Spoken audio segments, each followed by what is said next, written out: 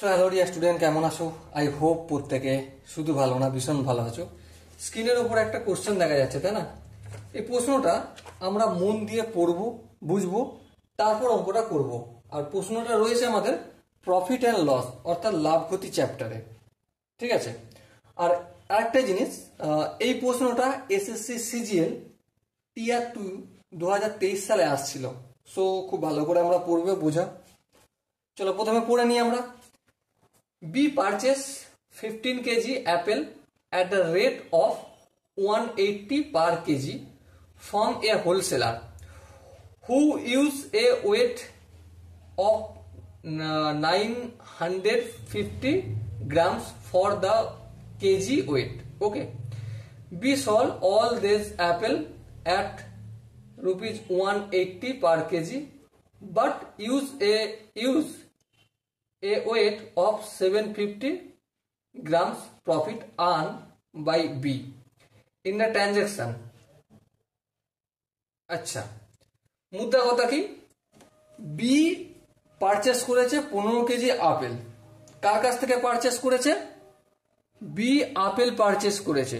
কত KG? 15 KG apple purchase করেছে, ঠিক আছে। এবারে যখন হোলসেলারের কাছ থেকে কিনছে, কার কাছ থেকে কিনছে? হোলসেলার। এই হোলসেলার একটা গল্প করে দিয়েছে এখানে। কি গল্প? 1 কেজিতে সে মাল দিয়েছে 950 গ্রাম। 1 কেজিতে কত মাল দিয়েছে? 950 গ্রাম, মানে 1000 গ্রামের জায়গায় 950 গ্রাম দিয়েছে। ওকে। কিন্তু এই যে বি, এ বেটা আবার কি করেছে দেখো, এ 1 কেজি মাল বিক্রি করছে, কিন্তু এ 1 কেজিতে কত গ্রাম দিচ্ছে জানো তার খরিদ্দারকে? 750 গ্রাম দিচ্ছে, ঠিক আছে। এবার অ্যাকচুয়ালি জিনিসটা কি, তার এই যে বি এর প্রফিট কত হয়েছে সেটা আমাকে বলতে হবে। আশা করি কোশ্চেনটা বুঝতে পেরেছো। আচ্ছা চলো তাহলে করতে শুরু করি। তাহলে বি এর কস্ট প্রাইস কি সেটা আমরা নিশ্চয়ই জানবো। হ্যাঁ, কত কেজি মাল নিয়েছে? 15 কেজি নিয়েছে। 1 কেজির দাম কত? 180 টাকা। ওকে, সো 15কে 180 দিয়ে গুণ করলে যেটা হবে সেই টাকাটা কি? বি এর কস্ট প্রাইস। ওকে, এখান পর্যন্ত বোঝা গেল। আচ্ছা, এবারে দেখো বি অ্যাকচুয়ালি কতটা মাল পেয়েছে। বি এর কতটা মাল পেয়েছে, ওয়েট, কত ওয়েট মালটা পেয়েছে। দেখো 1 কেজিতে যদি 950 গ্রাম পায়, তাহলে 15 কেজিতে কত পাবে? 950 গ্রামকে 15 দিয়ে গুণ করলেই পেয়ে যাবে, তাই না? হ্যাঁ ঠিক। তাহলে 15কে 0 দিয়ে গুণ করলে 15 0 0। হ্যাঁ, 5 15 কত হয়? 5 15 75, 5 হাতে থাকে 7। আচ্ছা, 9 15 কত? 135। 135 আর সাথে 36 37 38 29 40 অ্যাকচুয়ালি 42। 1 4 2, তাহলে 142 গ্রাম পেয়েছে মাল। ওকে, তাহলে বি কত ওয়েটের মালটা পেয়েছে? 14,250 গ্রামের মালটা পেয়েছে। ওকে, বুঝলাম। এবার একটা গল্প আমাকে বলতে হবে। এই 14,250 গ্রামটা যখন বিক্রি করছে, কত টাকায় বিক্রি করছে? 1 কেজিতে বিক্রি করছে 180 টাকা। 1 কেজিতে মালটা বিক্রি করছে 180 টাকা। আচ্ছা, বি যখন 1 কেজি মাল বিক্রি করছে, তাহলে বলো তো সে কি 1 কেজি মাল দিচ্ছে আদৌ? না। তাহলে সে কত দিচ্ছে? 750 গ্রাম। তাহলে 750 গ্রাম মাল দিচ্ছে কত টাকায়? 1 কেজিতে। 750 গ্রাম মাল দিচ্ছে 1 কেজিতে। তাহলে 1 গ্রাম মাল দেবে কত কেজিতে?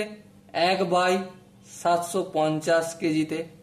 এবারে আমার তো অ্যাকচুয়ালি বি কতটা মাল পেয়েছে? 14,250 গ্রাম, তাই না? তাহলে 14,250 গ্রাম মালটাকে সে কত কেজি দেখাবে, লোককে দেবে, সেটা বের করে নি। তাহলে 14,250 গ্রাম ইকুয়াল টু কি করব? Simply 1 into 14,250 by 750। হ্যাঁ ঠিক। এই শূন্য কাটবে, হ্যাঁ কাটবে, কোনো অসুবিধা নেই। আচ্ছা এবারে দেখো আর কি কাটাকাটি যাবে, হ্যাঁ কাটাকাটি যাবে তো। 5 5 15 75 হয়, তাই তো? হ্যাঁ 5 15 75, এখানে 15 লিখলাম। আর এখানটা যদি করি 5 দুগুণে 10, 5 আষ্টে 40, 5 5-এ 25, বেশ। আবার 5 দিয়ে যাবে, হ্যাঁ যাবে, 3 5 15, বেশ। আর এখানটা কি হবে, 5 5-এ 25, 26 27 28, 3 5 7-এ 35। আচ্ছা 35, হ্যাঁ হয়ে গেল। আর কিছু কাটাকাটি যাবে কি না?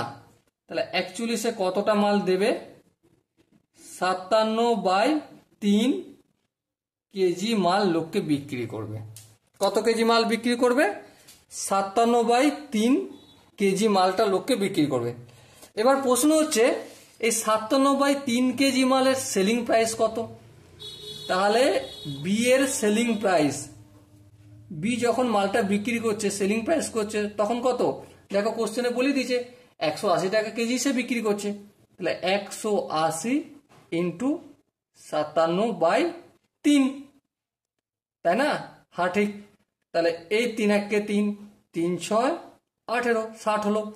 তাহলে কত আসবে দেখো, গুণ করলে 6 7-এ 42-এর 2, হাতে থাকে 4, 5 6 30, 30 আর 4-এ কত হয়, 30 আর 4-এ 34, তাহলে 3400, আর এই শূন্যটা লিখতে হবে, হ্যাঁ 3420 টাকায় বিক্রি করছে। তাহলে বি তার সমস্ত মালটা যেটা কিনে এনেছে সেটা কত টাকায় বিক্রি করছে, 3420 টাকায় বিক্রি করছে। কিন্তু কেনার সময় তার কত খরচ হয়েছে? দেখো বি এর কস্ট প্রাইস কত, 15 গুণিত 180, হ্যাঁ ঠিক। তাহলে এটাকে একটু ক্যালকুলেশনটা আমাকে করতেই হবে, দেখতে পাচ্ছি 15 0 15, 8 15 কত হয়, 120, তাই তো? হ্যাঁ 8 15 120, শূন্য হাতে থাকে 12, 15 1-কে 15, 15 12 কত হয়, 15 12 27, এত টাকা।